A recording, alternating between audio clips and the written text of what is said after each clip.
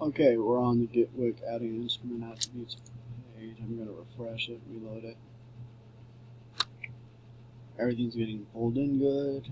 I'm going to go and clear this so that way we know. And we're going to come in here, and since we know Collins, MT2, and DOLA with 2011, this is supposed to be the one that has something. We'll go ahead and pull it in. Alright, so I'm going to show you what I'm pulling in first off. This is what I'm pulling in. This is the routes that I'm getting right here. Pause if you want. You show the traits getting pulled in with the only variant, and then the traits with variants with brand 47, model 5335, submodel 2391, and serial year 2011. If I go to the instrument traits, this is what's getting pulled in by this one right here. This one. This is what the API is returning. This is straight from the API call. And then these are the traits that are being called in with that first API call. But as you can tell, the traits are getting called in and they're all being populated in the things. And based on that, I do have code in here to come in here if the key itself, if the instrument trait key value, that this value, if it's not blanked, then it's supposed to go in there and do a trait value and do a select to val on this right here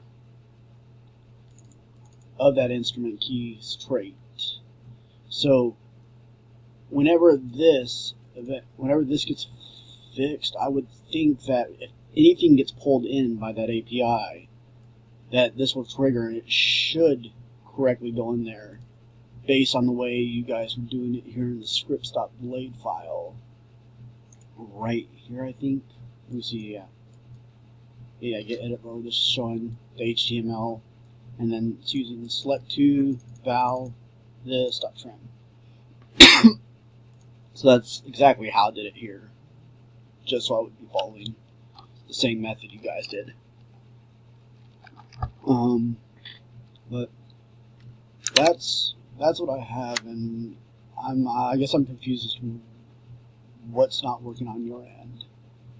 Like I can come in here and select yours, and everything seems to pull in correct. I just am not getting anything back from the API, and that's where I'm confused. I might be, like I said, I'm looking at the route and I don't see anything wrong with it. It's got the brand, model, submodel, serial year, traits with variants, making sure I'm calling the correct part of the API as well.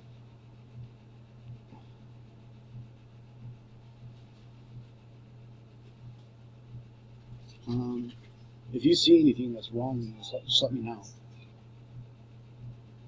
Anyway, thank you.